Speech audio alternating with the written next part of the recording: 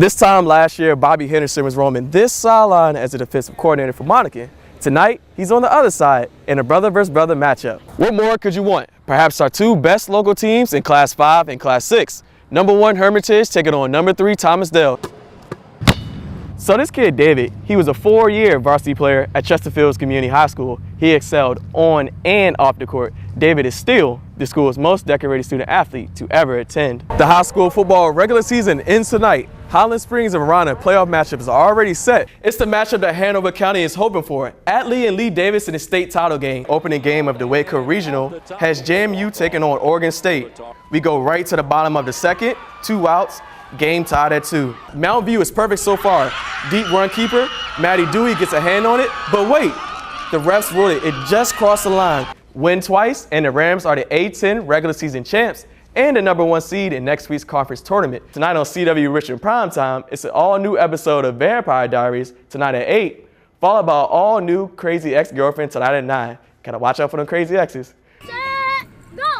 Starting at a young age, the game of football can instill lifelong lessons. How to be a teammate and how to share and how to work together. That's why 12-year-old Amari Shelton was excited to learn that a new youth football league started in his area. It's competitive and plus you have many different positions for many different people. The Petersburg Tri-City Flames is just one of several teams under the wing of the Excel to Excellence program. It's a nonprofit started by Super Bowl champion Michael Robertson, who's retired from the NFL. Over 80 kids on the roster came out to play. Quick pass left, let's go. But most of the players on the roster are having trouble coming up with a $150 registration fee for uniforms and equipment. So instead of just ending the program, organizers are looking to the community for help. We, myself, and the coaches are determined to make this work for the kids. Now there's 2 sponsorship packages ranging from $150 to $300. And Coach says with the community support, this would be the perfect kickoff to the season. If they see the support from the communities, they're going to look at that and keep that in their mind that, oh, well, this person took the time out to help us and not think about themselves. They're thinking about the future in these kids. Get that ball back. With cheers coming from the stands, these students are hoping their season won't be over before it's even started. If we could help some of these kids here now, in the future, it's just going to benefit them in the long run.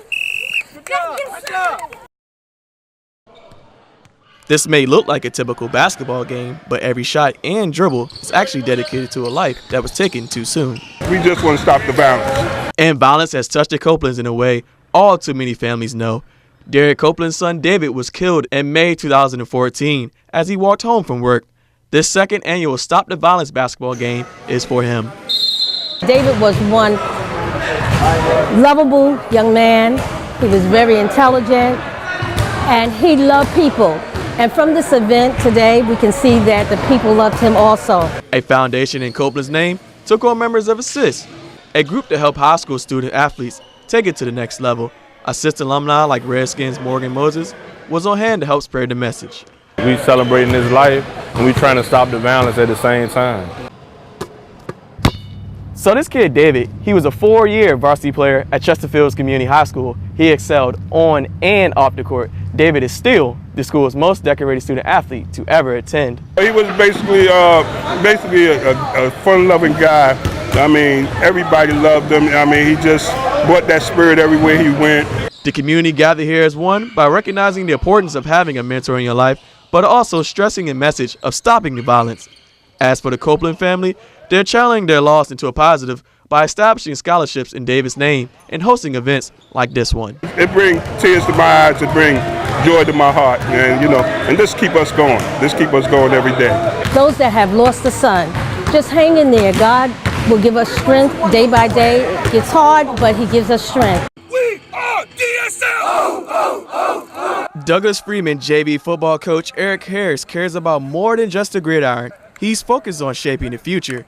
Harris is the founder of the Broken Chain Foundation, a program that mentors at-risk youth throughout Richmond. I saw too many young men continue to come through the court system, too many young men going through similar things that I went through, and there were coaches. I wouldn't be standing here right now if not for my coaches back home in Detroit. What you need to do, open up. We still don't open up. Harris credits football with saving his life, introducing him to motivational coaches and giving him hope for a better tomorrow. Now, he serves as the mentor Tonight, the coaches honored by USA Football with a surprise recognition and a $2,500 grant as part of the Thanks Coach program. It honors coaches nationwide for the all-around work with the kids.